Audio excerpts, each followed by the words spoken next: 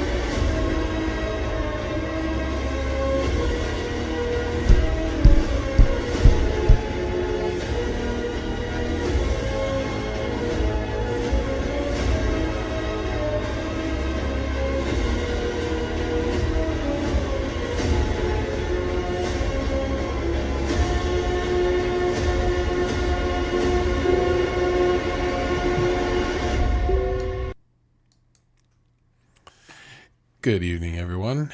Happy Sunday, September the 10th. This is the Spartan. This is Spartan News. Let's get into it. What a day. I did a morning update and had so much content that I just had to stop because I didn't want to go down too many rabbit holes and end up putting out a 45, 50-minute morning update video when I try to keep them under 30 minutes. And then the same sort of thing happened this evening as I was putting together this stream and looking through all of the news events of the last 24 hours and what was kind of rolling in. It just really didn't stop. Like every time I refreshed, either news sites, Twitter, Reddit, YouTube, etc., just more and more came in. So I just had to basically stop it at a certain point, and here we are. So we'll see how much, how long this stream lasts. I have no idea.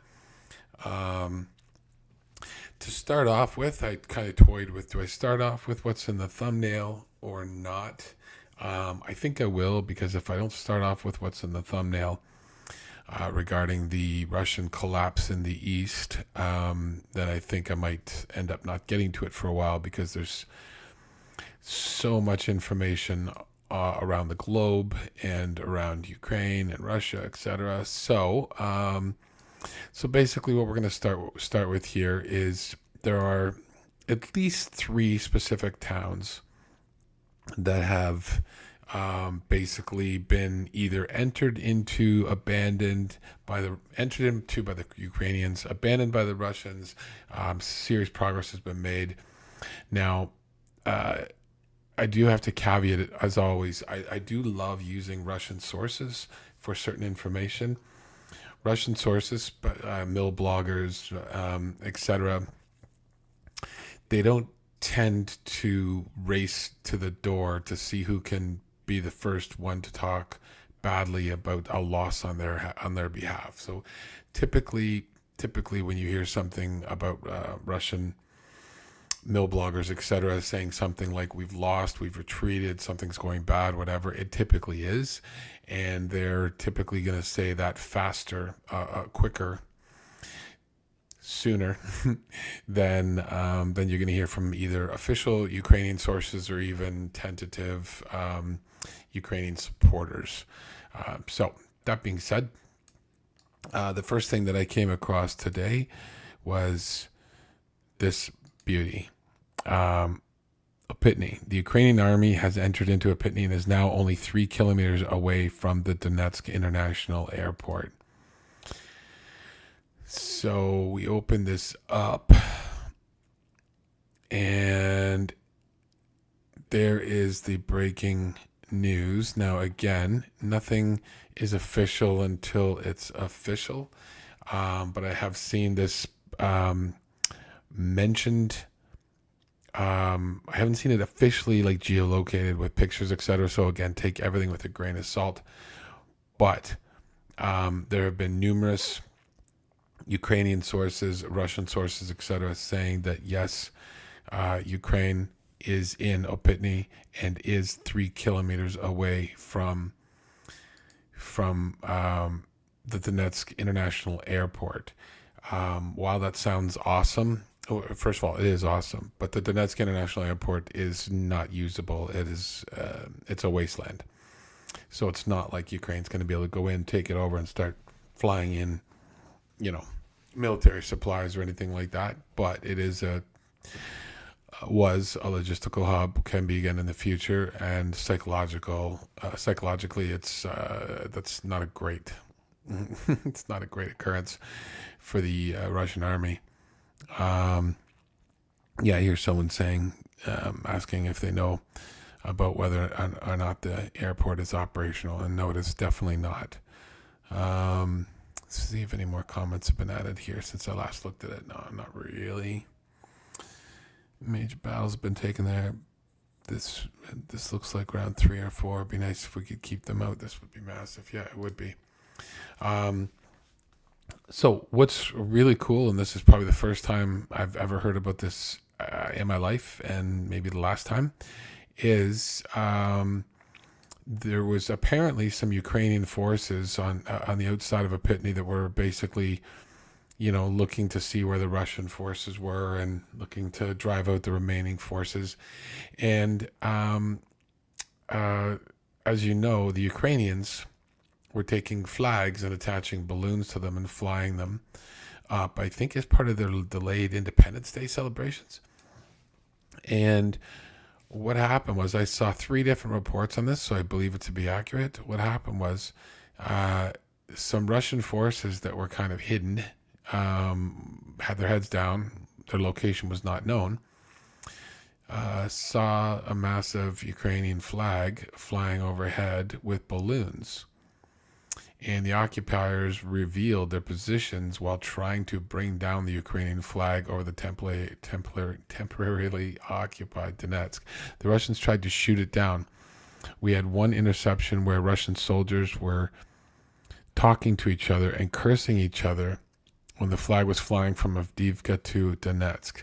They tried to shoot it down with all available means. They exposed their firing positions.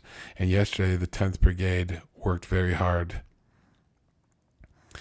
So these guys basically saw this flag flying overhead, decided that they didn't like it, came out of cover, started trying to shoot it down, and that let the Ukrainians know exactly where they were. And it resulted in some positive results for the Ukrainians and negative results for the Russians. Moving on up, south of Bakhmut, and Andrew Perpetua and others have been calling this, especially Andrew Perpetua, has been calling this for a while, that I refer to them as the Kaz, the cities and towns all ending in KA. There's Ozernivka, Kurdyumivka, Zelenopilia. Okay, that's not a Ka. That one's not part of it. Andriivka and Klishchivka. So all those ones ending in KA, and basically Andrew has been stating for a while that they're all in trouble. And this is Andrew's, shout out to him. I've used his base map as my starting point.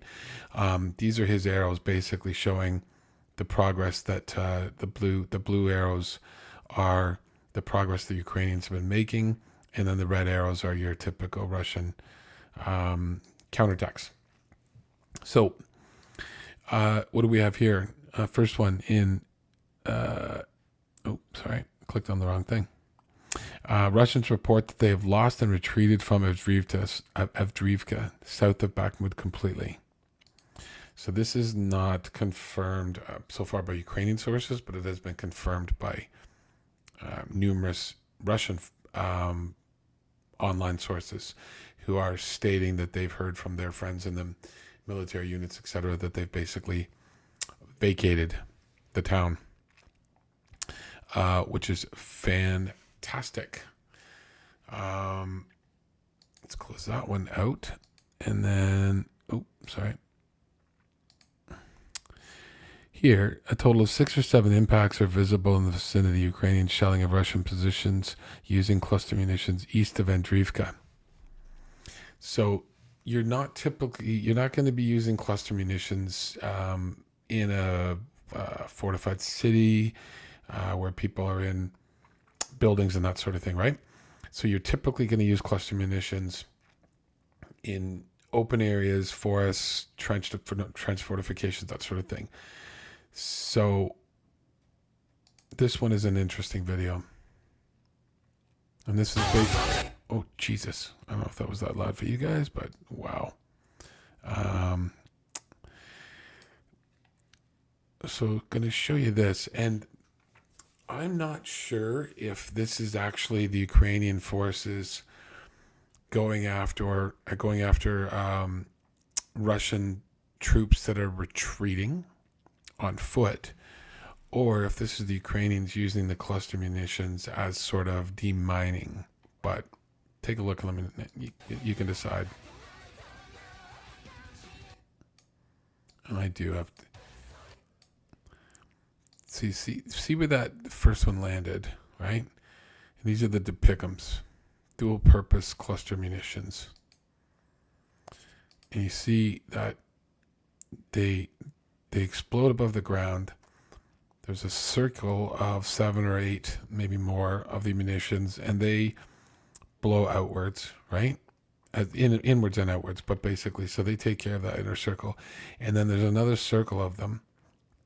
They blow inwards and outwards as well. So basically, even though it looks like the center is safe or something like that, this around the circumference here is safe, it's not. And there are fragments, etc., flying horizontally across the ground inside the circle and outside the circle. So what you're seeing here is the strike. It's actually a lot further out, and it's complete. And the inside of the circle is very unsafe.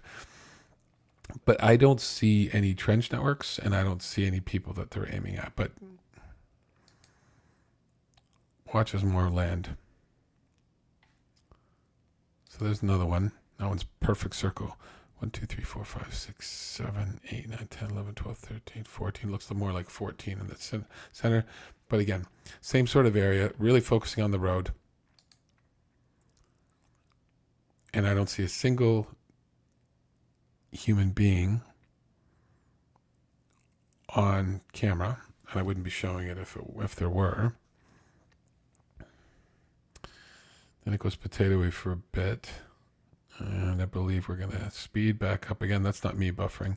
So again, I don't know if this is still thermal. It looks like they've changed the filter on this. But again, I cannot see any people, any vehicles. And can't even see any obvious trench networks.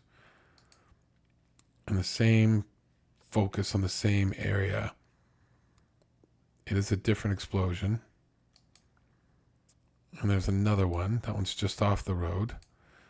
And here comes, I think, the last one. And again, I stopped this and I looked. I don't see any trenches. I don't see any vehicles. I don't see any people. To me, it almost looks like they're demining. And because of the fact that the thermal is on, and what I am noticing might be wrong, but when you put a drone up with a thermal camera, just after dusk or just after dawn, the ground heats up and cools down at a dramatically different pace than the landmines. The landmines are anti-tank mines are extremely dense, so they all retain their heat a lot longer than the ground will, and they'll take longer to cool down than the ground will, right? So if you look here, like you kind of see these white hot spots on these two roads. And to me, layman, that almost looks like that could be landmines. I don't know, but and then the video goes real bad. Again, that's not me.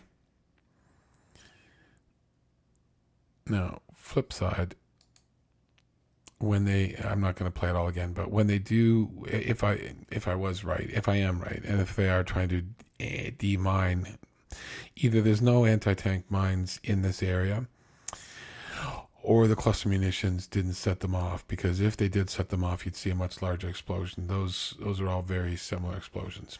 Anyways, so that's anyways, good to see that the Ukrainians are advancing west of, or into Avdiivka and west of it.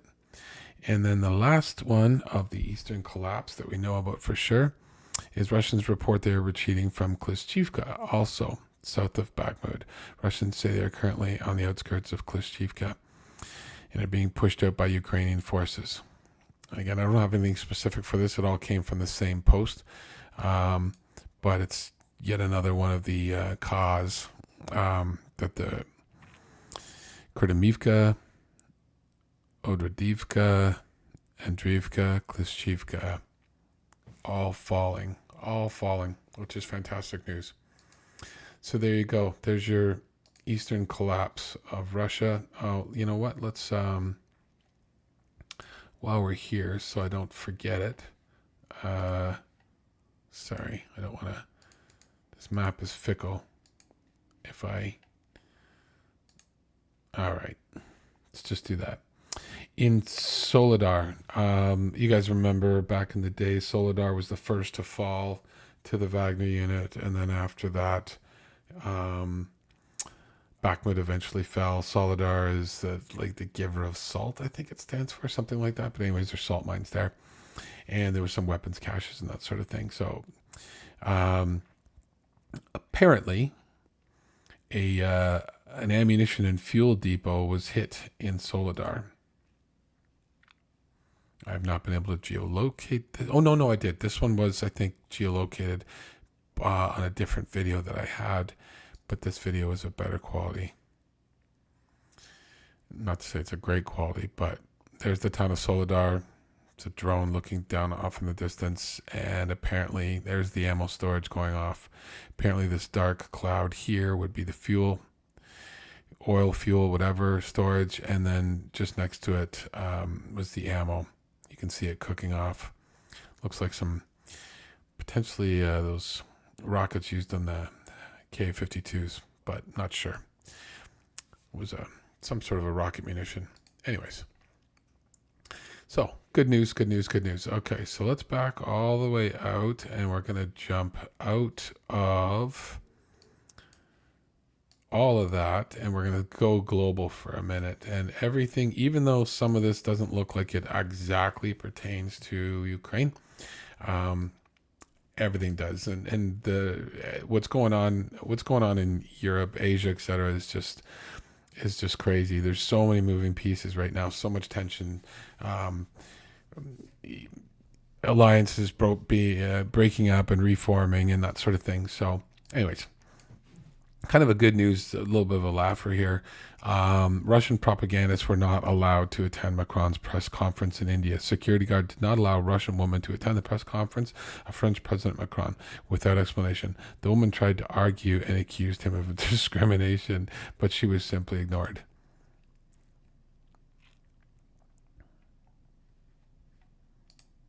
Oh, darn it. This one, I can turn the volume. The journalist can come to Macron. Why? I don't know why. But why? You make my photo, my call. Yes? Why? You make my photos. So. Yes, but So why? I do the Why? same. Why it's impossible come for press I conference don't know why Macron? it's impossible. Yes. But your colleagues say you know why. What is mean? It's not my colleague. Yes. What is mean? It But means why you're it's not going in. impossible? Simply, Russian journalist. Why not? You see, why only other journalists, not Russian? Say please. Why? You say I know why. It's like this lady's trying to move her along. You see, not Russian journalists, only other. But why other journalists not from Russia? It's discriminate. Why? Yes, it's discriminate. Anyways, I thought you'd get a chuckle out of that. Persona non grata. So I think the next thing we'll do is we'll work our way in. We're going to go to probably go to Armenia and Azerbaijan, and then we'll jump over to Germany. Then we'll jump to Russia, and then we'll kind of loop into the rest of Ukraine, Poland, etc. So if you watch my morning stream, or if you watched other people's streams, Armenia and Azerbaijan, things are really, really heating up. Armenia has been previously aligned with Russia and the CSTO, which is kind of like their NATO, I guess you want to call it. And Azerbaijan is aligned with Turkey. But that doesn't, so Armenia has now started to basically pull away from Russia.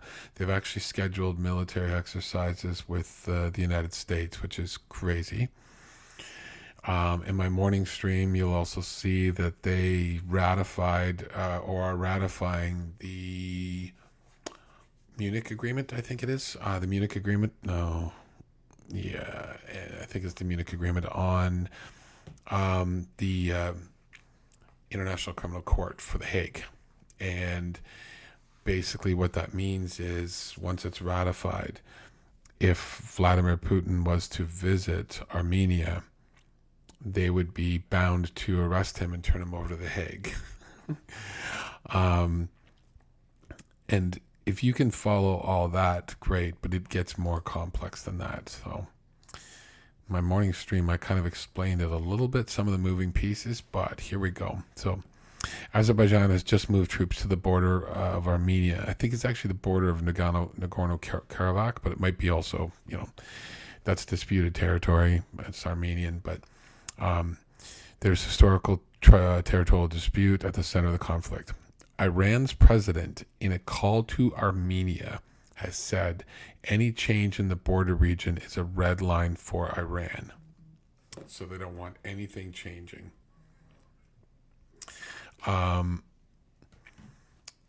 Armenia's leadership has been on calls with France's President Macron. So this is Armenia reaching out to the U.S., France, to Western countries, even though they've been aligned with Russia up until now. Turkish Foreign Minister Hakan Fidan: if Iran interferes in Azerbaijan's affair, the Turkish army will respond. So Iran and Russia being aligned with Armenia. If Iran messes with Azerbaijan, Turkey will step in. Basically, don't mess with our ally. Iran is very, very tight with Azerbaijan. Turkey is very, very tight with Azerbaijan. Turkey is a NATO member. The Turkish president met with President Putin last week. Conflict could really spiral into a war involving a much larger number of countries. So, very, very, very interesting. Something to keep an eye on. And while it's not directly related to the Ukraine war, it absolutely impacts Turkey, Russia, Iran supplying Shahed drones to Russia. Russia obviously has invaded and is attacking Ukraine. Turkey is basically straddling both sides of the fence. Armenia is trying to cozy up to the east or to the west now. Azerbaijan is technically cozied up to the west because of the fact that they're tight with Turkey, but Turkey's not exactly the most Western nation of the bunch. So anyway, something to keep an eye on. It's very, very interesting. Next up, we'll go to Germany. Kind of a good news story here. So there was a news conference, and somebody was, this general from the German military. One second. Brigadier General Christian Freuding gives a clear message on his visit to Ukraine. We are ready and prepared for a long-lasting war. Oh, so I apologize. This was actually while he was still visiting Ukraine. I thought it was about his visit to Ukraine, so I should have put this marker in Kyiv. But anyways, the aid to Ukraine is already financially secured until 2032. P.S. Can you finally stop thinking that Germany won't let Ukraine liberate Crimea?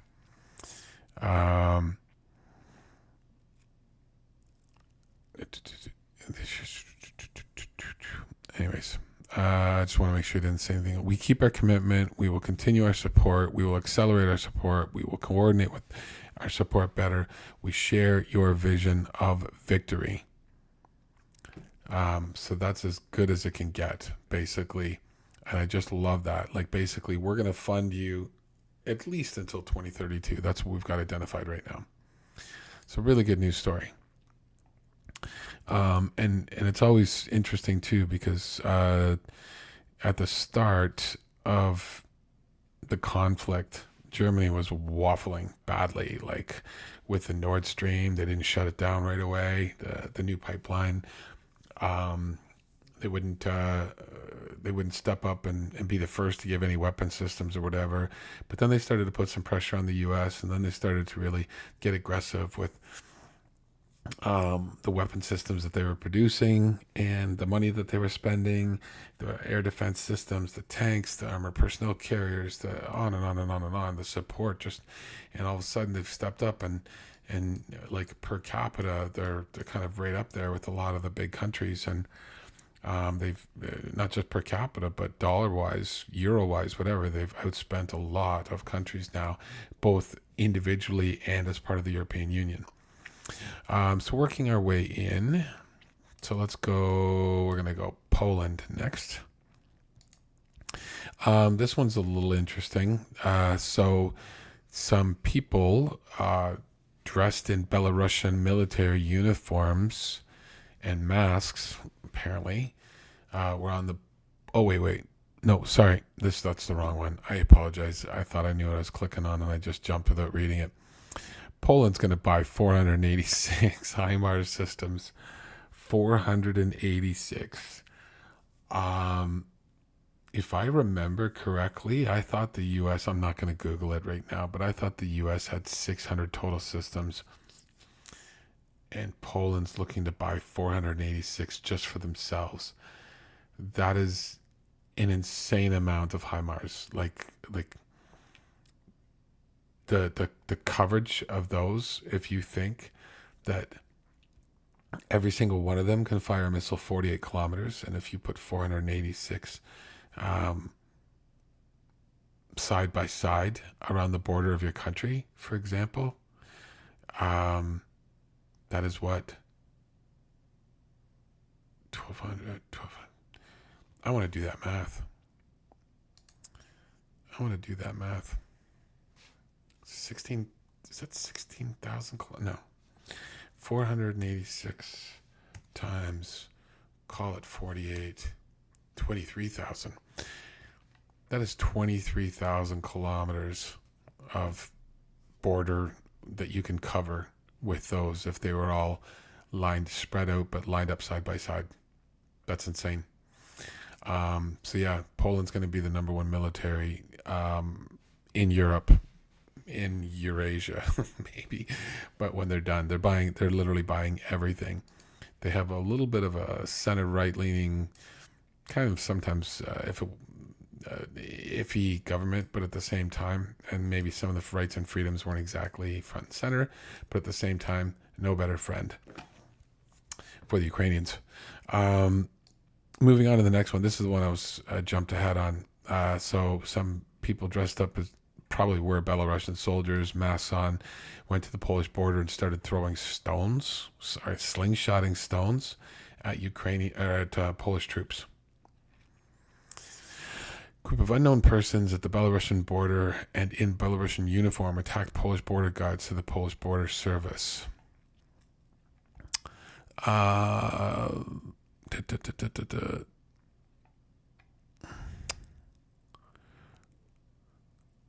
One moment, I found somebody who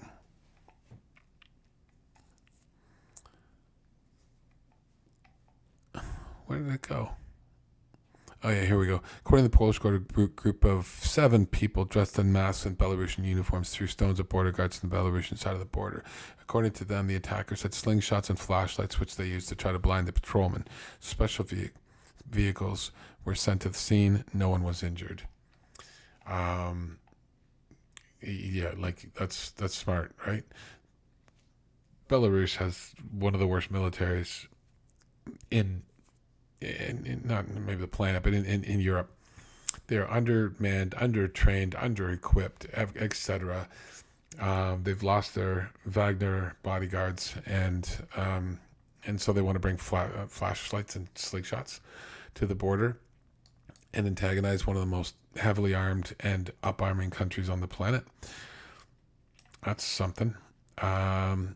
Okay, so moving into Russia, we got a fair amount, a little bit. Anyways, to start off with, in the North, Russian military conscript office in Yaroslavl was successfully set on fire on Saturday night. So it's another one of those conscription offices.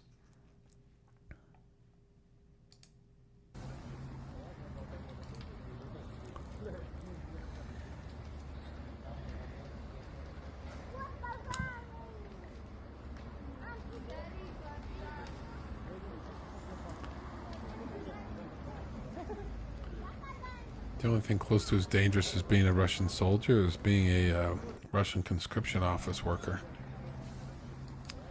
Anyways, very interesting. Nobody's going to be conscripted in that office for a while. Let's stick on the fire theme.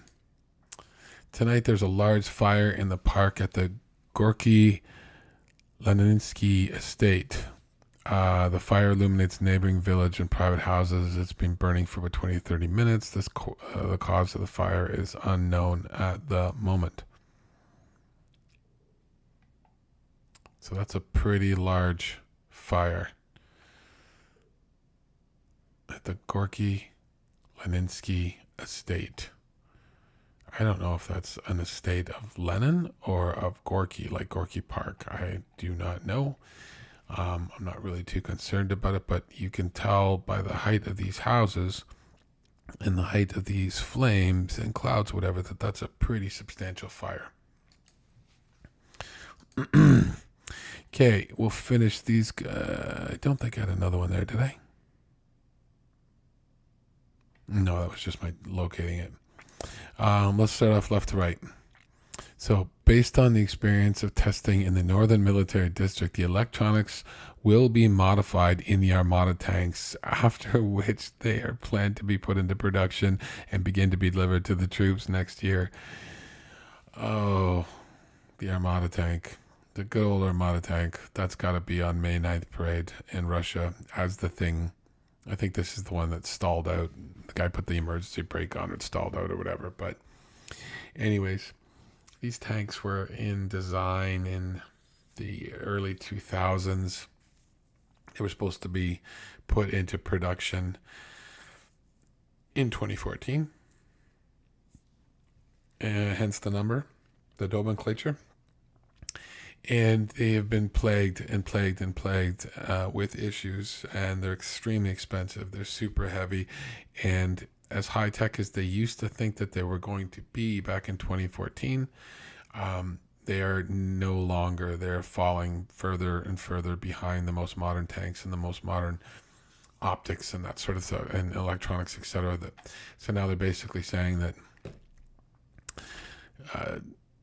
they're going to have to upgrade the electronics again. They have, I think, 9 of these that can fog a mirror, that can actually start. I think it's 9. A couple have been run in training programs. A couple were supposed to have been put into country for motivational purposes and then pulled right back out, didn't fire a shot. The Russians, Putin, do not want to see one of these lost on the battlefield, because that will be the ultimate blow. You can put your money where you think yay or nay, but if I was a betting person, I would say no. They are not going to be putting the T-14 Armadas into production in 2024 or any time. This thing is a white elephant and will die a slow May 9th death. The Russian Uber Gepard has entered the battlefield, so this may change the tide of the war. This could be all over for Ukraine. Here you go.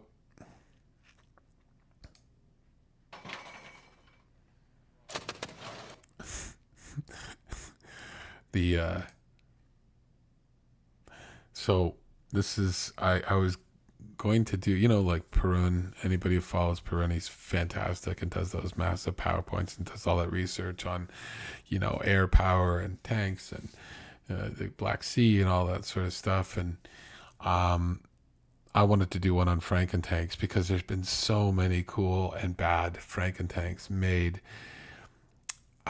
This to me, and it's hard to tell with the camo netting, but I think this is a BMP based on the doors. Is that a BMP? And then the camo netting's kind of strung across to make it look taller. And then this looks like an anti-aircraft flak gun. I think I used to know what the name of this was, but I don't. It's escaping me right now. And then this aberration, I don't know what this is. This looks like they've taken, I don't know what it is. I honestly don't know what it is. Maybe it's off a ship again, and then they strapped on some extra steel here, and then just listen, watch this thing rattle.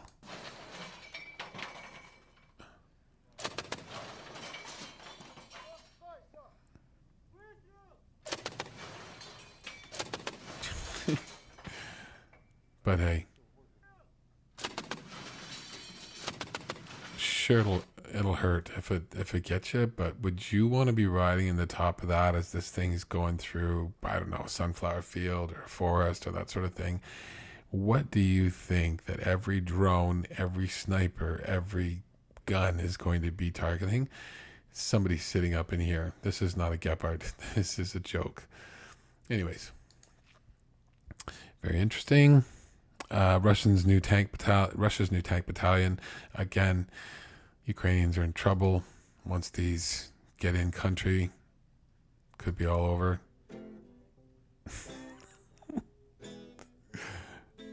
I can't. You know what kind of tanks those are? If you read it, you read it. Those are T-55s. Those are post World War II. Look at these guys. Look at this guy sitting around leaning on the death trap. He's like, we are going to die in these things.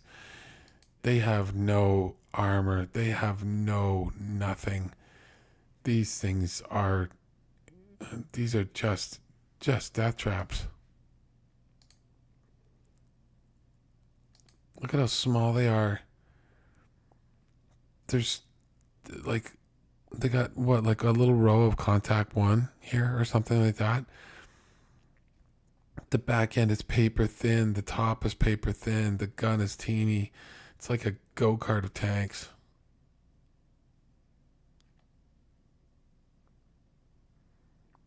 And these 5 tanks are all lined up, ready to take on the Leopard 2A6. Maybe they're, God, maybe they're waiting for the Abrams to hit the battlefield so they can take them out. Yeah, there's your kid's blanket. And it's actually not as bad on the inside as I thought. I mean, it's only got to fit 3 guys, but no. There's your viewport. If you can't see out of those 2 things, then you don't know what's going on. See autoloader, I think. Oh, I don't know if it has an autoloader. No, it doesn't.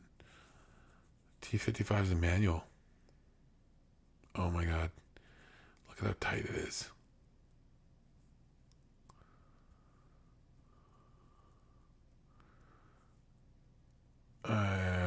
That's a rifled barrel?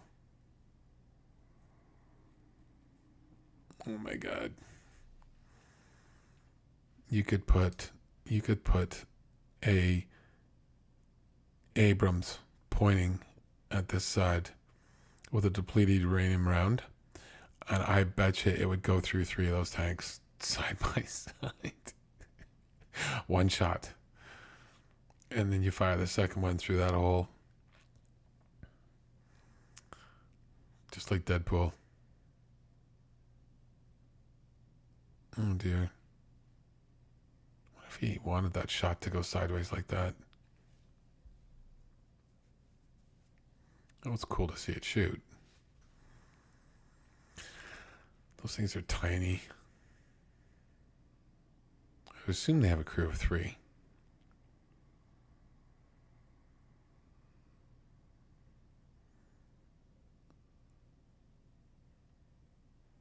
Oh, they're firing at something, a target. Did they hit it?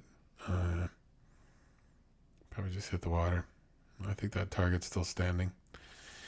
Anyways, yeah. That just happened.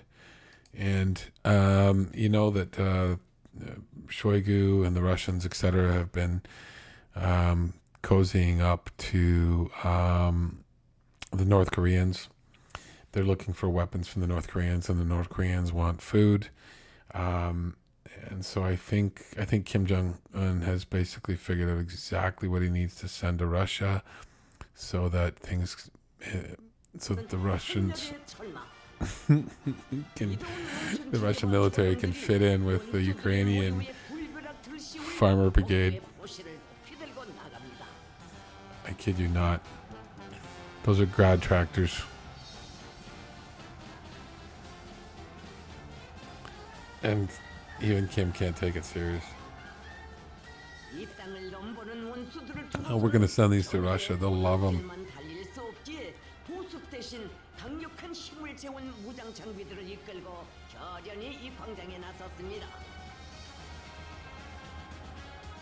Come on. Oh, these starving people.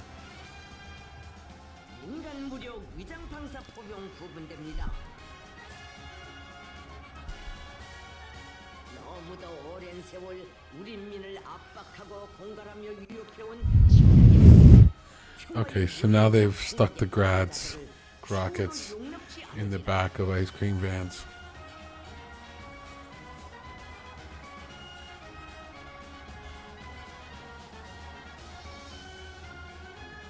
Okay, you want to be standing inside there as those things, the exhaust is, I guess, okay, they got the back doors open.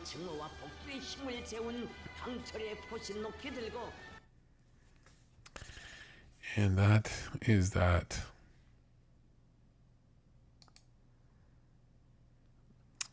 I got that fire. Is that it? I did the conscription office. Yeah, I think we're good. Okay. So we're all good with those. We've done Poland. We've done the border. Okay, so let's head to the Black Sea. We'll start there. We'll go clockwise. No, counterclockwise. Go counterclockwise. So, new records of the Russian drone found in Romania. Romanian President Klaus Iohannis condemned the incident and stressed that it was caused by Russia's attack on Ukrainian ports. So this is the second drone that has crashed into Romanian territory. In addition, the Romanian president discussed the situation with NATO Secretary Jens Stoltenberg. Stoltenberg, for his part, expressed solidarity with Romania, of course. And Romania has also called in the Russian ambassador to Romania to basically express their concern. It's something. At least Romania is no longer knee-jerk denying that Russian Shahed drones are crashing into their territory and trying to throw Ukraine under the bus. They're now sort of, now that they can't deny it, they're now actually stepping up and acting like a bit of a country, which is good. Next up, Sevastopol, Starlink, the final word. Okay, so a lot of people have, without doing proper research, were basically kind of, some YouTubers were presenting a narrative, several narratives, and one of them, they basically said that the first narrative that I saw some YouTubers and some other people presenting was that the Ukrainians had put together these drone boats, these USVs, unmanned surface vessels, and they were on their way to Sevastopol. And Starlink was working, and it was working in Crimea, which it never was, but they said it was. And it's basically one of the largest YouTubers out there with a Ukrainian accent, is one of them, who basically said that as the boats approached Sevastopol, Elon picked up the phone to one of his analysts or developers or whatever and said, pull the plug, and they shut off Starlink, and all of the USVs died in the water and floated ashore and all that sort of stuff. Not true. 100% not true. The other one, what was the other one? So one, they said that it was, the other one that they came up with after that, it was based on some idiot's book as well, but basically the next narrative was,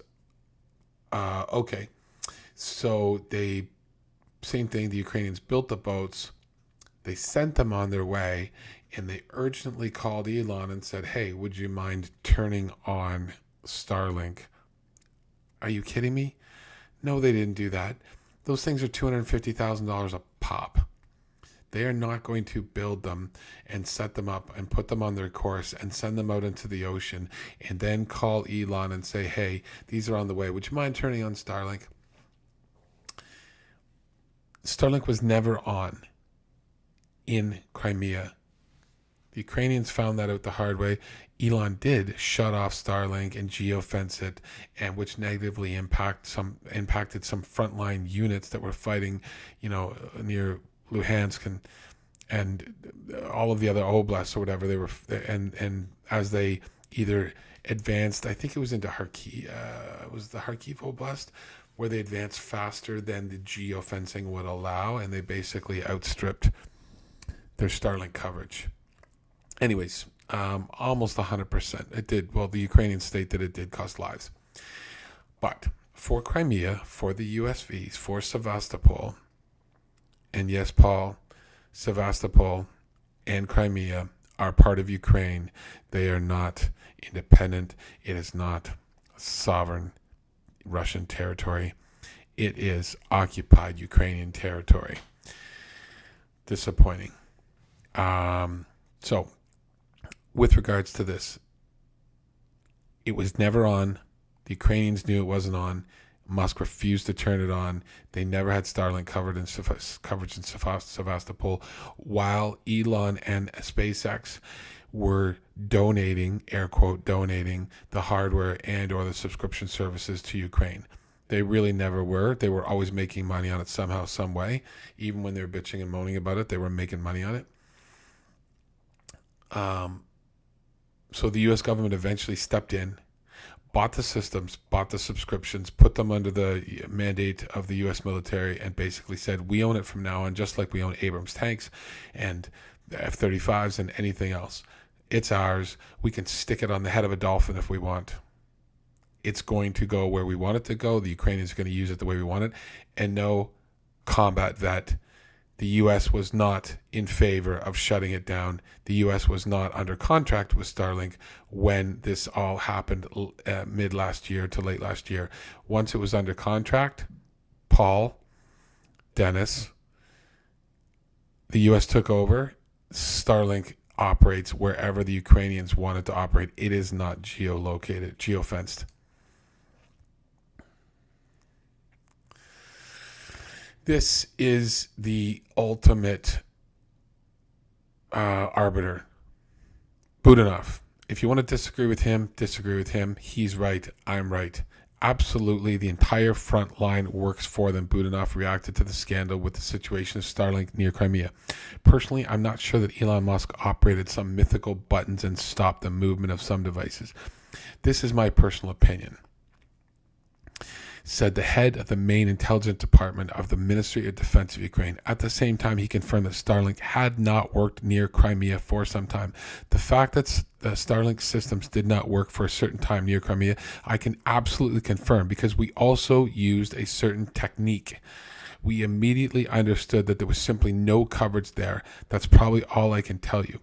So when he says something like we used a certain technique, that to me tells me that one boat that we saw wash ashore might have been the test boat.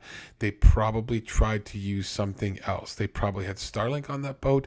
They probably had GPS navigation. They may have something else involved or whatever. They tried a certain tech. That's my guess. Speculation, but I think that's what happened. They wanted to test it to see if the boat could make it through to Sevastopol, knowing that Starlink was geofenced. It was not able to be used. That's it. If someone tells you Elon, I'm not a fan of Elon, but if someone tells you he flipped the switch mid-operation, it's false. If someone tells you the operation went on and someone called him and begged him to turn it on, the boats are going across the ocean or the sea, false. They knew it wasn't working. They tested it. They eventually got the U.S. to step in and buy Starlink and put it under contract, and then basically flipped the switch on, removed all geofencing. Starlink works everywhere in Ukraine and Crimea, hence why you've seen those drone boats take out the Kerch Bridge, boats on the Black Sea, etc. in Sevastopol Harbor. There is no geofencing anymore. Elon is out of the mix. The U.S. owns the system, lock, stock, and barrel. Anybody tells you any different, they're wrong. Anybody tells you Crimea is not part of Ukraine, they're wrong. Anybody tells you that Sevastopol is not part of Crimea, which is not part of Ukraine, they're wrong. Believe it. Oh my God, pisses me off. Sorry, excuse my language, but that one really drove me nuts. I watched a YouTuber last night, and his presentation was poorly researched, poorly thought out, poorly worded, and completely flat out wrong. Anyways, so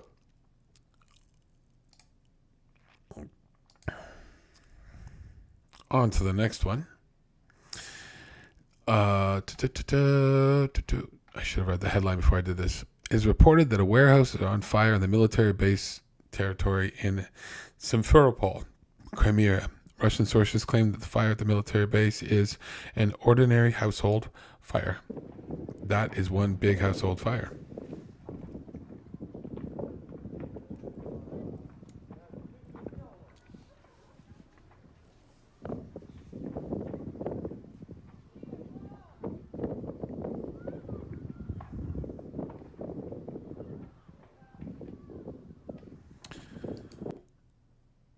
There it is from another angle. Pretty big fire and really, really thick black smoke. So it's not, it's not ammo. And it's been geolocated to Simferopol. So basically, and that is a military base, military housing complex, etc. is located there. So who knows exactly what's gone up, but good. Over to Kerch. Whoop-a-daisy, something happened in Kerch. Kerch train station is on fire. Crimea is Ukraine. Paul. And I hate the the watermark, whatever, but here's a fire near the train station in Kerch last night. That is a pretty good sized fire. And then I think I've got another second link here. Slightly better angle, maybe. Yeah. So yeah, and that to me looks like there's one fire there, one there, maybe a third there, or it's just expansion of this, and a third one there for sure. So at least 3 different spots of flames. And I don't see train cars per se, so I have no idea, unless they're like fully engulfed fuel cars, but typically they're attached to other cars. These just look like fireballs. Like This looks like it might be behind a train or something there. You can see something there, but this is not behind anything, and I just can't see what's burning. And same thing with here. It's very hard to tell. But anyways, good news all around. So we'll move up here to the Kherson region. And this is, oops, no, I should have read I should have read that. Oh yeah. This is just basically and I don't know where I got this Ukrainian from, because I had it in English before. I wonder if I translated it or untranslated it. Ukrainian suicide drone attacks a white parked car. The incident is likely connected to the impact on a propagandist car end of August. So basically, this is a Russian propagandist, and somebody sent a little drone after it. It's parked right there in the tree. Again, nothing huge, but interesting that partisans, and again, this is not a long distance. This is not going to be a long distance drone. This is the first person view drone. The maximum range on those, I think, is around 15 kilometers. So if somebody is within 15 kilometers of that car inside Crimea, inside, it could be across the water, technically. So it could be across there. That's a bit of a hike, but you never know. Maybe someone got it across there, or is it a partisan on the left bank, and they're taking revenge on a propagandist? Who knows? Moving along, next one up. The security service of the Ukraine, SBU, uses a suicide drone to attack a position in Shelki, reportedly an election headquarters. So basically what happened was the sham election was going on in the occupied territories, and the Ukrainians figured out where the votes were going to be stored and tallied and counted, and decided to take out that location to make it very difficult to count those votes.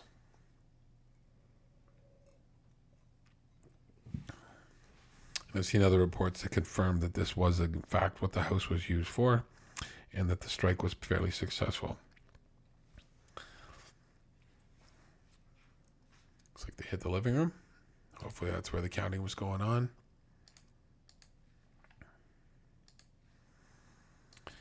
Anybody who watches this either live or after the fact, if you could please subscribe, like, share, add a comment, tell me where you're from, tell me what you thought of the stream, tell me what you'd like to see, that sort of thing. Ukrainian shelling of Russian equipment, reportedly damaging a BM-27 Yeragon. I'm forgetting this one, but I remember. I think this was the big explosion. Yeah. Oh. Okay. So this is interesting. The vehicle in question is right there. I think this is the HIMARS. I think this is the HIMARS with the tungsten fragments. And please, people, stop saying they're tungsten ball bearings. They're not ball bearings. If you ever look at what they're made of, they're made of fragments that range in size from like an eighth of an or a tenth of an inch or whatever, like so small to like chunks. And they're all sharp edged, whatever, so they can take out different sized objects at different distances. That's why they're set up like that. But anyways, this to me, I think it's not the pickums, because I think the pickums landing in the trees like that, I think their spread is not that big. I don't think it's that big, and it goes way out too. And the trees would have ate up most of that, whereas this just kind of blasts through. It hits the vehicle, and you can see what it's I don't know, 40 feet, 50, 80 feet, whatever this is. It's really hard to tell, but it might be 60, 70, 80 feet away from the center of the explosion, and that circle comes out and boom, sets it off. so it doesn't have to be a direct hit, and it is up in flames from an explosion that happened in the center of that tree line. That's pretty impressive. Anyways, oh, I hate when the map does this. Okay, you go away. I don't want to click on the border of the map. Two Ukrainian tanks engaged Russian positions. This is one of the coolest videos that I've seen in a long time. I was never a tanker, but watching how these two tanks cover for each other, and you look where they're looking. One's looking left, one's looking right, or one's looking ahead, one's looking to the side. They're covering each other. It's pretty impressive. Ракурсов. Это будет уникальное And watch the various munitions that are shot at them. видео работы наших танкистов. Ярко, красочно. По ним работает ланцет, промахивается. По ним работает тур и тоже неудачно. В общем, очень... And what you notice too is that they're comfortable going off-road. So those horrible minefields that we saw early on, as a lot of people speculated, seem to have either been seem to not be an issue anymore as the Ukrainians get deeper and deeper into the Russian backfield. Очень круто. Всем Okay, so you've got the one tank here, and you've got the other one here speeding to catch up to him. And this, to me, does not look like it's been demined at all. All right, there's the Miklik hasn't been used here. There's overgrowth. There's that sort of thing. So I'm thinking they know it's safe because they've probably seen Russians drive along the same road, Смотрите, гордитесь. or they just know it's not been mined. Какие стальные машины и водители And I экипажа think с that's a стальными T80 if I яйцами remember против танков. correctly, but it's hard to tell. Okay, so he just runs over what looks to be, I don't know if that was an anti-personnel mine. No, that was an anti-tank mine. And just keeps on trucking. Impressive.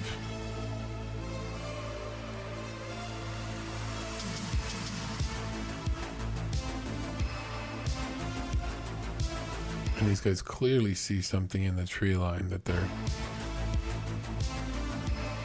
Another hit there. So this guy's looking left and the tank behind him is looking straight.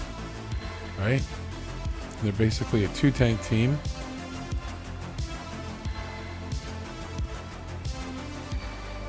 This is the guy that's looking left, and this guy's looking straight.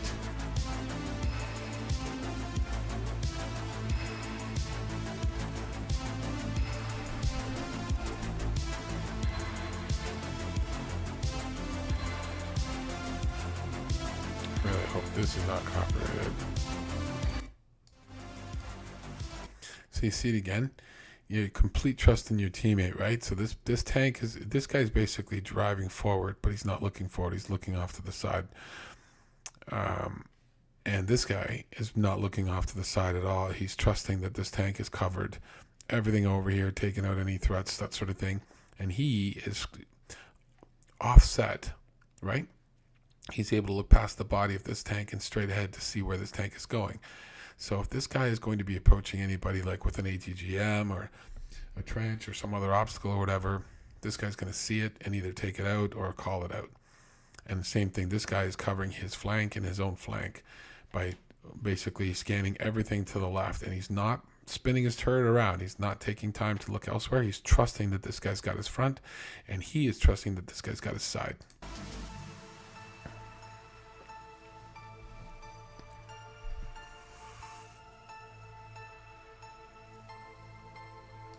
Look, they both fired. This guy fired forward and this guy fired sideways almost at the same time. So they both saw something and they're trusting each other.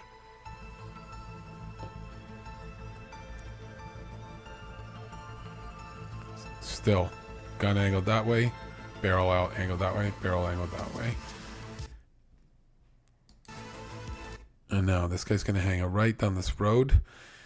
He's still covering over here. You're going to see a Lancet come in at some point.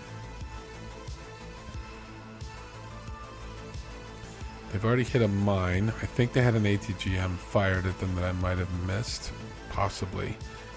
And oh, there's the ATGM. Missed, sorry.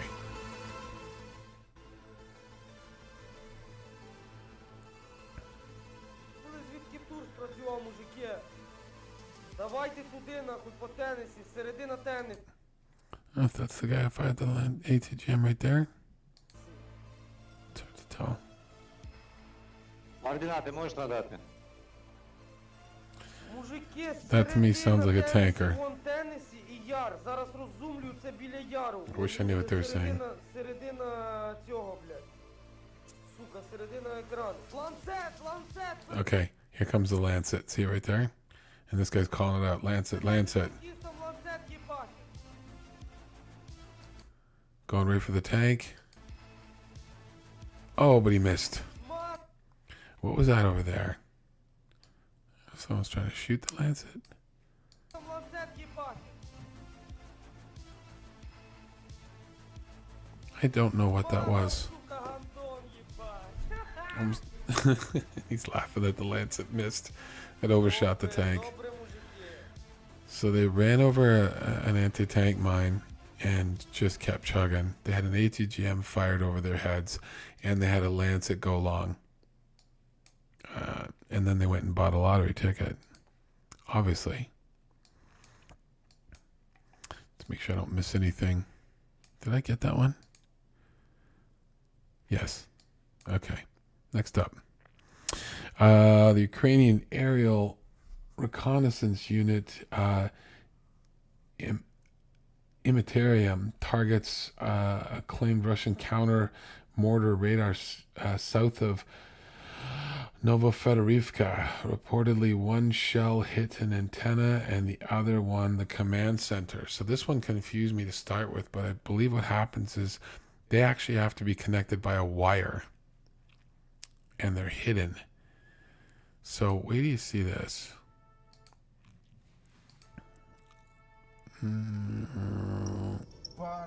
There it is. Okay. So the command center is in one of these tree stands and the radar is in the other, they believe. And this is like the wire that connects the two of them so that they can communicate. That's what I think is happening here. And they spotted it. Станции контрбатарейной борьбы русских. Первый снаряд в антенну, второй в машину управления с экипажем и генератором. So it's here and here again.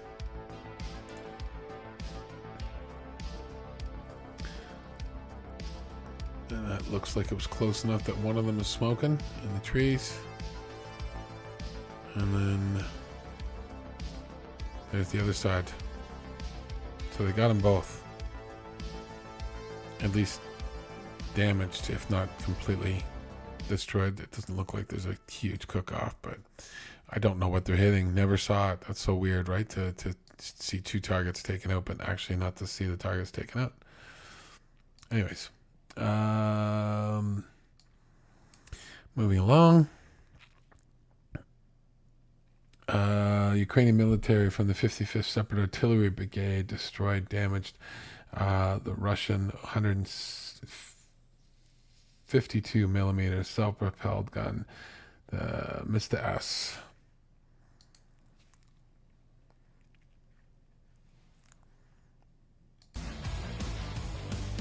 Oh. Okay, whoa. So there's the Mr. S.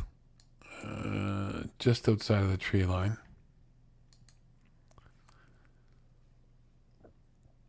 And you can see the explosion misses the Mr. S. But it was a good one. If I remember correctly, I think it flames up from the miss. So I've watched so many videos.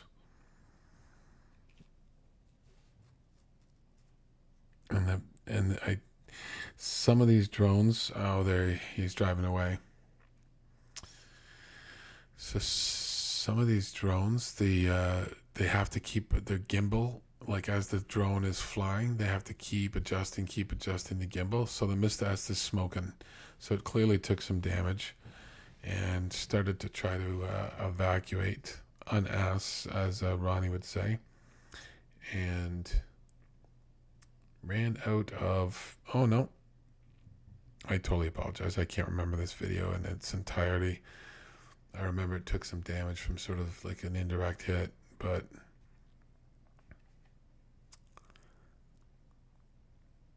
yeah, it's still smoking.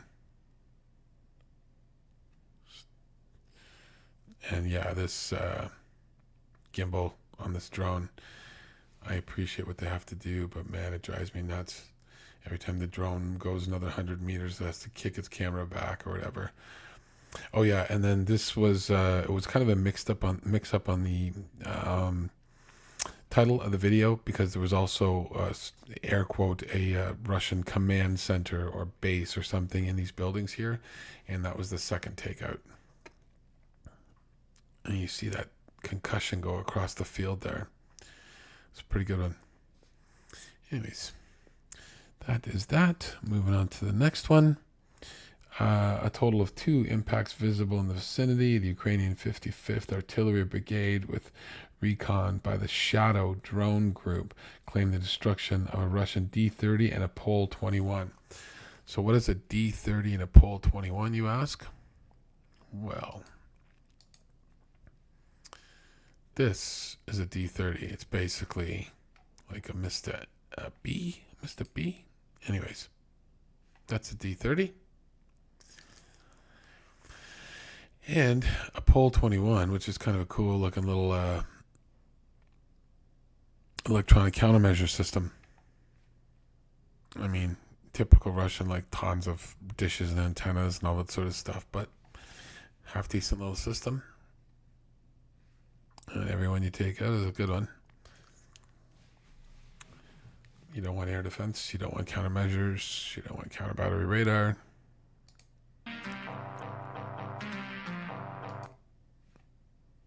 So there's the D-30.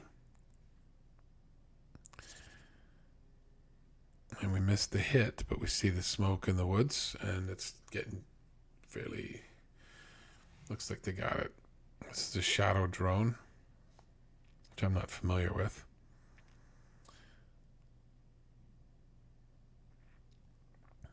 But yeah, some good, another hit there.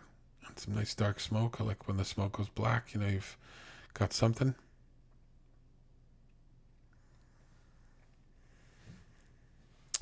And here's the Pol-21. Never saw it before the hit came in. So, you know, I got to take their word for it that they got it. Seems kind of strange you'd have an electronic countermeasure vehicle like that buried in between a couple of buildings like that. To me, it wasn't being used. Or, I don't know, because you just, without line of sight, you wouldn't think it would be as effective. But good little cook-off on it. And that is that. Moving on up. Okay, so we covered, that was the collapse in the east. We covered all those. So now we are into our either mystery locations and or Kyiv news. So a fair amount of them, but some of them are feel goods towards the end here. Ukraine announced it will produce 1,000 CV-90 fighting vehicles together with Sweden. The official announcement is coming tomorrow. Not my favorite camo, but it is a badass little vehicle. I still do like the Bradley better, but the CV-90, it has got all kinds of bells and whistles. It's tough. It's got great armor. It's got a low profile, low turret. It's got a fantastic gun. Bofors 30, I think it's a 30 mil cannon or 40, or you can change it up. But it's a badass little vehicle. So anyways, I like that. So 1,000 of them are going to be built in Ukraine. Possibly the luckiest Ukrainian soldier in history, barely dodging a Russian 100 millimeter low velocity shell fired by a BM-3. You need to watch this. Okay. And it's not going to do it justice. Got to expand it. So there's a Ukrainian, there's a BMP3 back here, and I'm not sure why it's that close to them. And it just missed him like I don't know, inches, a foot. Like, look at that. It looks like it's touching his shoulder.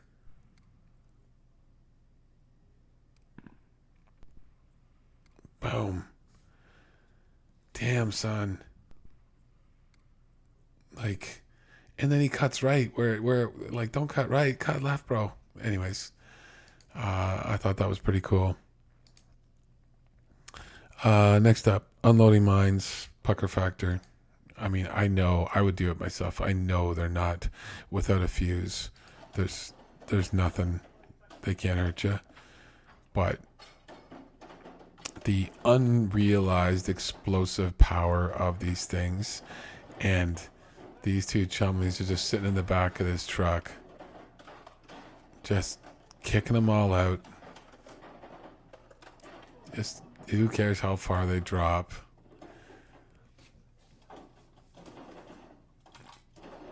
They've probably stolen these all from the ground the Russians planted elsewhere, and bring them back here and put them on a drone or get new fuses for them, whatever. But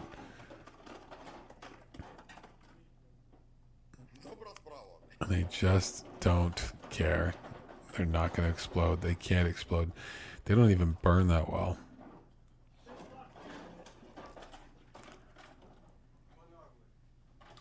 These guys like, oh my god, we got to move all these freaking mines. Anyways, interesting. Next up, yes. So that's just the confirmation. I put that in my earlier stream. ATACMS is coming for Ukraine. Kyiv hopes rise. U.S. decision is coming soon. I'll bet you it's announced officially before the end of September. They've got about $4 to $5 billion left to spend, and I think they're going to throw that in with the kitchen sink. Decision could be coming soon.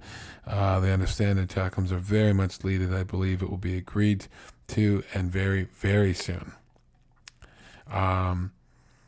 And I believe that after it's officially announced, shortly after that, either loudly or quietly, the Germans will supply the Ukrainians with their variant of the Storm Shadow cruise missile. I always forget that one. The French is the Scalp, I think, and I always forget the German one. But anyways, so I think that's going to be the last two pieces of the puzzle that Ukraine's been looking for. Air defense.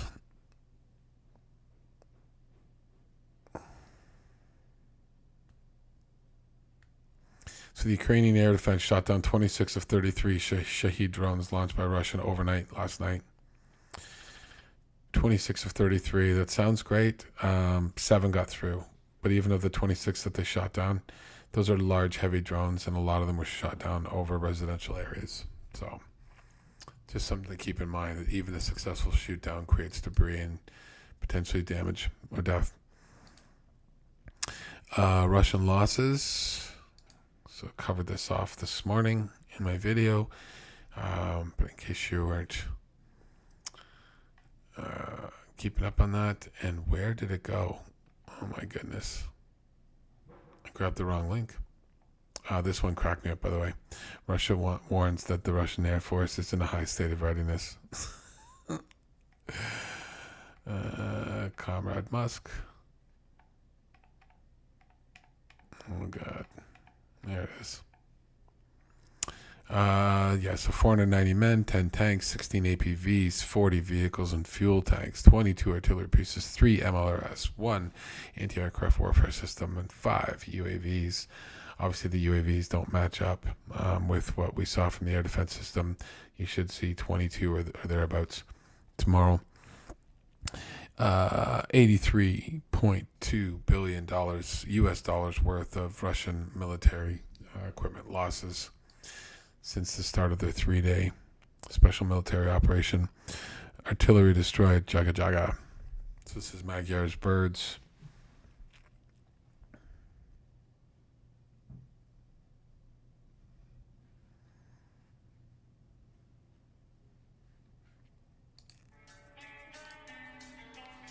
Nope.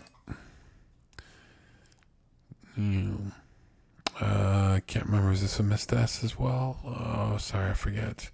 But what an explosion. Like, hit some ammo, and up she went. There was no cook-off. That was just a disappearing act. Sorry, I can't remember. I don't think it was a missed S. I don't know if anybody called it out. No.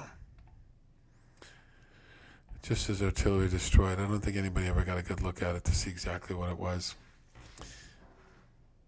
So there you go. There's that. 3rd Assault Brigade of Ukraine and Asgard unit hunting Russian T-90M with the help of an FPV drone.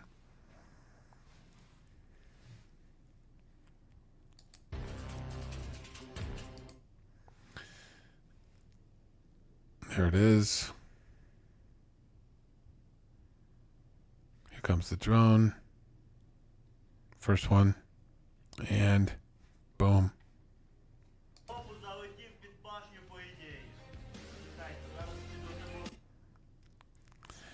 don't want to get copyrighted, but I want you to hear the reaction. So it's smoking, and then they bring in the second one. And get it in the rear. And something tossed off of that. It wasn't a turret, it was like a cover or something. Maybe it was a camo net. T-90's a hard target. Smokes, tries to run away.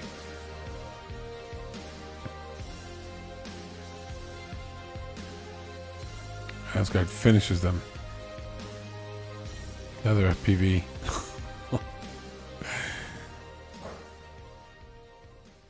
Pile of metals left to burn. So that is 3 drones. Let's call them $3,000 a pop. So let's say that's $9,000 worth of drones, and they just took out a $5.5 million tank for $9,000.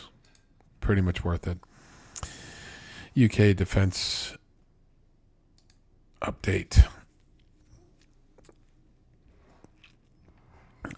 In Russia's Pskov Oblast, close to the Estonian border, the governor has organized volunteer security patrols to interdict further uncrewed aerial vehicles attacks against the Kresty air base.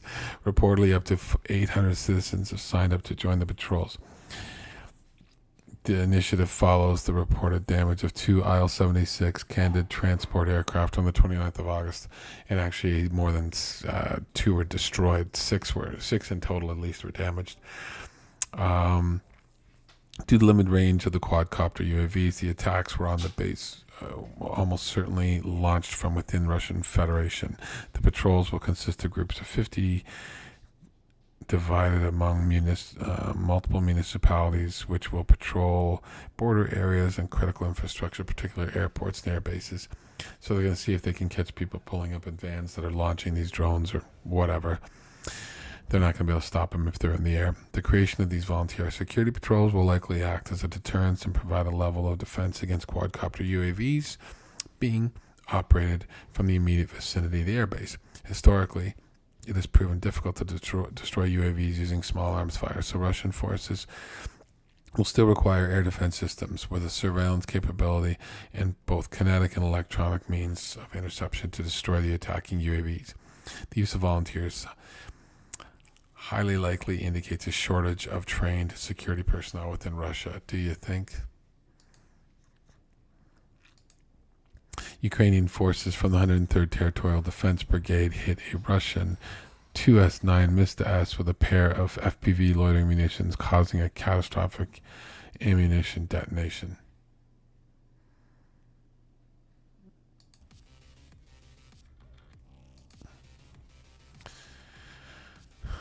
You'd almost think it was the same one as the last time, but it wasn't. This is a different one because this one's out on the road. That drone hits it right in the front, And this one gives you a little cook off, and you're thinking, oh, okay, maybe it's just going to cook. And then they bring in the second one. They double tap these things now, and that one just goes. You double tap a Mista, it's going to go. They have very light armor. And these FPVs are punching through them, especially the second one. Yeah, this was just Comrade Musk. I just thought that was, I think we already saw it, but I just thought that was, oh God, where did my link go? How do I copy? Something happened with my link. What is that?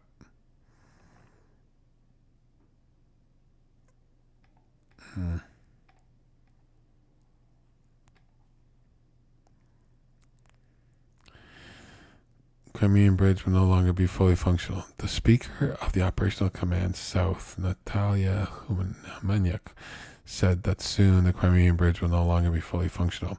First of all, he has very little time left. Remember, the construction is redundant. Secondly, the damage there is quite significant, and threats are inevitable.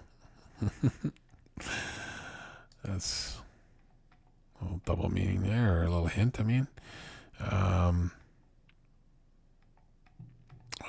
Anyways, forget it. Forget about Comrade Musk. I think you already saw it.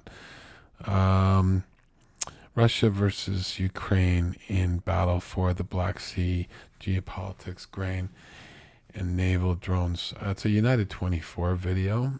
Do we got time? Yeah, I'll play it. The Black Sea spans approximately 436,000 square kilometers and is bordered by 6 countries: Bulgaria, Romania, Ukraine, Russia, Georgia, and Turkey. Its strategic location at the crossroads of Europe, Asia, and the Middle East through the Bosporus and the Dardanelles Straits, and also the large rivers Danube and Dnipro, has made it a crucial maritime gateway in an economical, political, and military sense for the past hundreds of years. This strategic waterway facilitates the transport of essential goods like various... And by the way, you should, anybody who hasn't watched United 24, click on their channel, YouTube, whatever, their website, but YouTube, Twitter, and basically, you know, they put up great videos. Some are longer, a lot are shorter, great content, very well researched. They don't put a lot of opinion into it. They put a lot of facts into it, and they're very well produced. Types of grains and steel. Because of this, what happens in the Black Sea essentially affects the whole world. In 2019 alone, according to Statista, 464 million metric tons of cargo passed through the more than 60 Black Sea ports. A large part of this cargo came from or went to Ukraine. According to the European Trade Commission, before the start of the full-scale invasion in 2022, Ukraine accounted for 10% of the world's wheat market, 15% of the corn market, and 13% of the barley market. With between 40 and 50% of world trade, it was also the main player in the sunflower oil market. Welcome to Talking Tactics. This week, we want to first outline why and how the Black Sea is so important, not only for Kyiv, but for the entire world, but also how Ukraine has managed to somehow level the playing field in the battle for the Black Sea by developing the world's first naval drone fleet that we want to introduce to you. But first, the most important question: why does Russia want to control the Black Sea? Now, the financial aspect, as well as its strategic and imperialist aspirations, are the 3 underlying factors driving Russia to gain absolute, or at least substantial, control of assets and trade routes in the Black Sea. If it isn't something obvious, like stealing the almost 6 million tons of Ukrainian grain harvested last year in the occupied territories, that's according to the US Congress report from last June, it's about being able to exert control and bargain, not only with Ukraine, but essentially with anyone. The annexation of Crimea in 2014 not only nearly decimated the Ukrainian Navy, but also allowed Russia to bolster its military presence in the region. And back to the previous point too, Putin it's proven that they stole grain from the occupied territories. They vacated the grain deal. They destroyed the grain infrastructure in the port of Odessa and others. The price of grain went up, and the amount of grain that Ukraine could export went down, and Russia kept on exporting its grain and Ukrainian grain that it stole. So it basically controlled the routes and controlled a lot of the supply and drove the price up. altering the balance of power significantly. Now, when Russia launched its invasion of Ukraine in February 2022, the Black Sea once again became a battlefield. Ukraine had to mine parts of its coastline to block Russian landing parties. You might remember the battle for Snake Island, where the phrase Russian warship, go fuck yourself, became an iconic symbol of Ukrainian resistance. Snake Island was liberated in last year, giving Ukraine back a strategic foothold in the Black Sea, but Russia used and still uses the Black Sea to launch cruise missiles targeting Ukrainian cities, to block ships and trade, and just generally doing what Russia does best, being a huge nuisance to everyone. In July 2022, the Initiative on the Safe Transportation of Grain and Foodstuffs from Ukrainian Ports, also called the Black Sea Grain Initiative, was signed. It was kind of a compromise reached through Turkish mediation. The agreement regulated grain exports from both countries, Ukraine and Russia, and played a vital role in stabilizing global food markets. Russia unilaterally pulled out of the agreement in July 2023, blaming Ukraine for attacking its ships and harbors, but more on that in a second. The cancellation of the agreement sent shockwaves through international grain markets, causing uncertainty and disruption. Russia is at the root of this problem, but because things like wheat and corn are traded as future commodities on, for example, the Chicago Board of Trade, it means that when Russia disrupts the global wheat trade, private investors or traders on the free market then basically speculate on the future of the wheat price and essentially profit off this global food insecurity and atrocity, causing prices to jump even further. Despite the threats posed by Russia, Ukraine has been trying to maintain a somewhat secure sea corridor for international shipping, guiding vessels from and to ports like Reni and Ismail in the southwestern tip of Ukraine to Romanian and Bulgarian waters, which are two NATO states. The so-called Danube River Delta, which is accessible to larger ships through the 63-kilometer-long Salina Channel, right now constitutes a vital lifeline, crucial for ensuring the safety of commercial.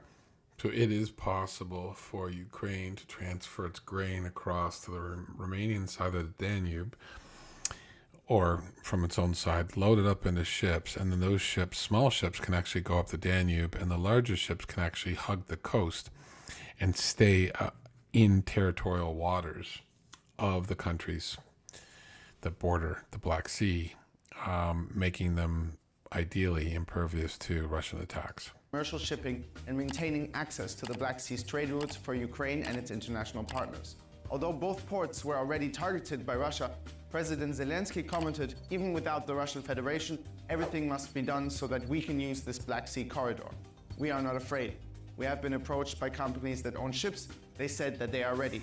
But despite all the bravery and vigor, it will be an extreme challenge to find a long-term sustainable solution, as insurance companies, for example, have already tripled their rates for ships passing through this region. It is a considerable risk. The prime example is the almost pirate-like boarding of a Palau-flagged dry ship in the Black Sea by Russian special forces. Lloyd's of London did say that they would be willing to start negotiating, insuring ships again if some sort of a deal could be reached. This is mid-August. What can be done to win the battle for the Black Sea and secure a safe passage for ships bringing food to the world market from Ukraine? Ukraine has been fighting back since the beginning, like using the homemade missile Neptune to sink the Russian cruiser Moskva in August 2022. Also from the air, with drones like the Turkish Bayraktar. Ukraine has managed to significantly disrupt Russian operations on the coast, as you can see in this video, up its own naval drone fleet. Although the concept and idea are not new, and Ukraine is not the first country to develop such a drone, it is the first to use them in an actual combat situation. On October 29, 2022, the first naval attack in history was carried out exclusively by unmanned means. Naval drones attacked the Russian fleet in Sevastopol. According to the website of President Zelensky, they hit 3 ships of the Russian Federation, in particular the flagship Admiral Makarov. The track record of these drones so far is incredibly impressive. So impressive, in fact, that a country with a formidable navy such as Russia has had to seriously reconsider its maritime strategy. According to the state news agency Ukrinform, there are currently no Russian cruise missile carriers in the Black Sea. Be aware, though, that this is a situational fact and that the positioning of ships is bound to change at any given moment. The attack on the Kerch Bridge in July and the attack on the Elenigorsky Garnyak beginning of August near the port of Novorossiysk, which is roughly 675 kilometers from the closest Ukrainian-held shores, as well as the attack on the tanker Sig, are 3 further examples.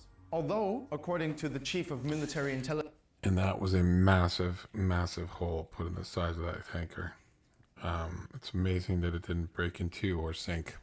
in Ukraine, Kirilo Bodanov, around 60 to 70% of these drones are actually neutralized by Russia before they hit their target. The success rate of 30% has been effective enough for Ukraine to broadly expand this sector of their navy. On August 24th, President Zelensky announced the creation of the 385th Separate Brigade of Maritime Unmanned Special Purpose Systems. The fleet consists of an unknown number, for obvious security reasons, of unmanned surface vehicles, USVs, and unmanned underwater vehicles, or UUVs. The first generation maritime drone used on the attack on October 29, 2022, was basically a mix between a canoe and a jet ski. In fact, the body was originally a jet ski that Ukrainian engineers remodeled. And the engine was actually a jet ski, and it was purchased from or supplied by a Canadian jet ski maker. They got that off the serial number and some of the engine parts. This idea has been developed further, with weaponized and automated jet skis spotted close to Russian waters. Next is the Magura, supposedly used in the attack on the Elenogorsky Garnyak late August. Basically a bigger and more powerful version of the first generation, with a maximum speed of around 42 knots, a range of around 830 kilometers, and a payload capacity of 320 kilograms.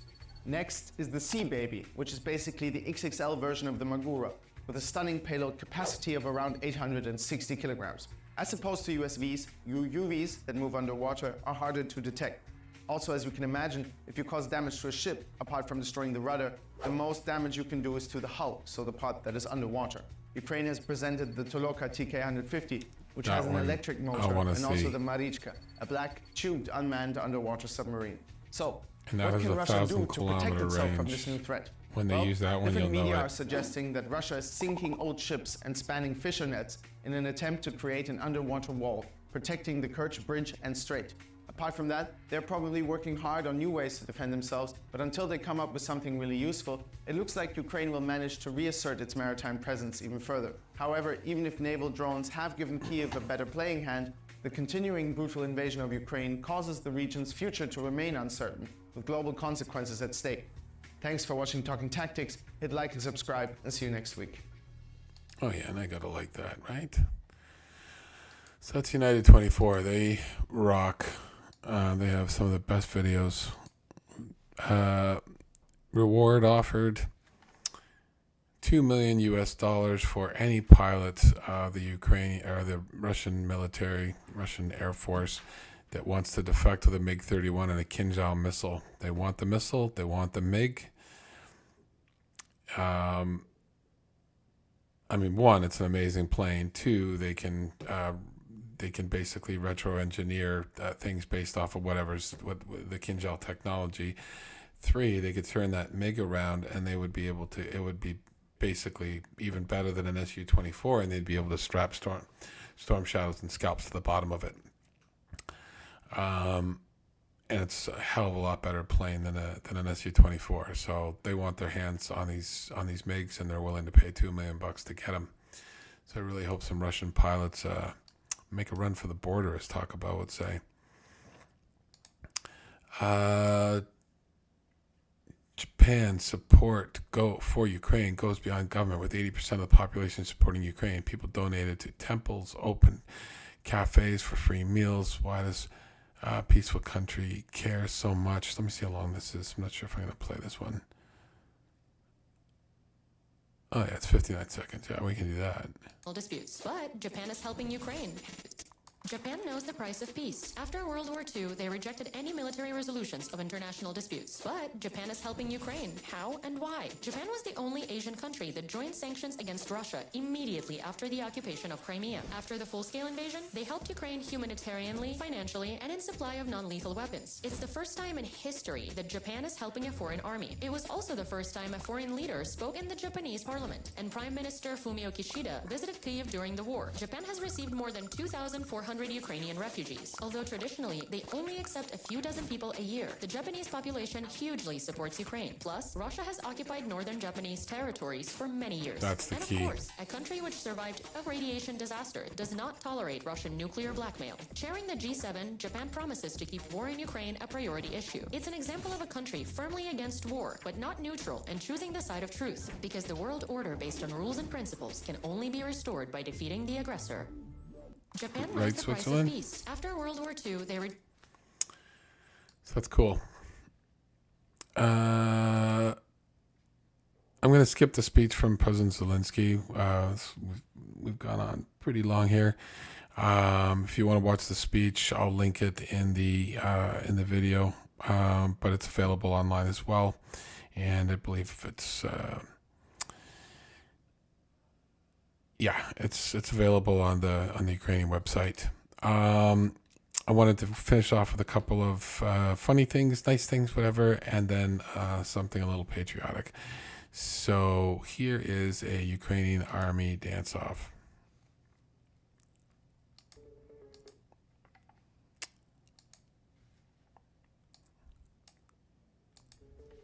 I have a friend from Ukraine who's living.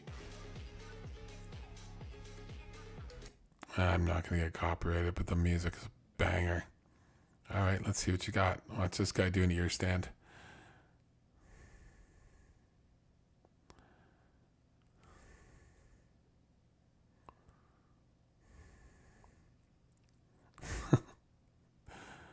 Not bad, not bad, not bad. All right, all right.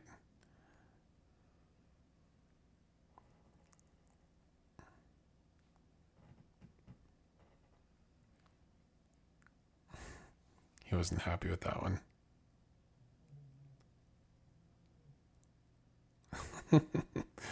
just a little breakdance battle. Oh, I remember doing that back in the day. There you go. Pretty cool. Pretty cool. Last one.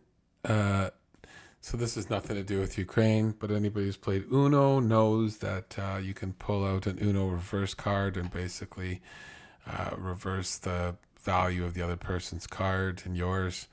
I thought this was just absolutely hilarious. So this is, I don't even know who's playing. It doesn't really matter. But this soccer player gets a yellow card for a foul. And he says, no. And he pulls out an Uno card and he reverses it. He reverses his yellow. Oh my God. That just kills me every time. Okay, turn your volume up for this one. And if I get copyrighted for this one, so freaking be it. No. 40,000 Ukrainians in the stands as Ukraine plays 1-1 against England in Wrocław, Poland. Turn it up.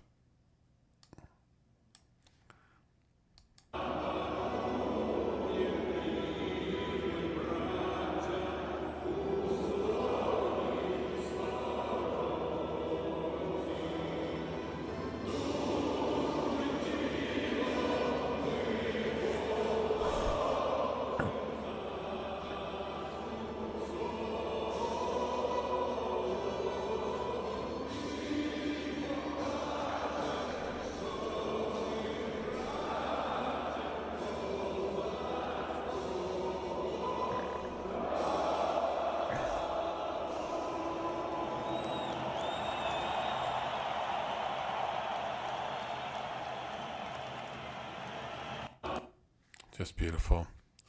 Love when the crowd gets together like that, and what a song. So beautiful. Anyways, that is it for me. I hope you enjoyed the stream. Please like, please subscribe. I need your likes, I need your subscriptions. Throw a comment in the chat, pass it on, share it with somebody. Let them know that this creator is trying his best to step up to the plate and help out however I can. Tell someone you love them. Talk soon. Slava Ukraine.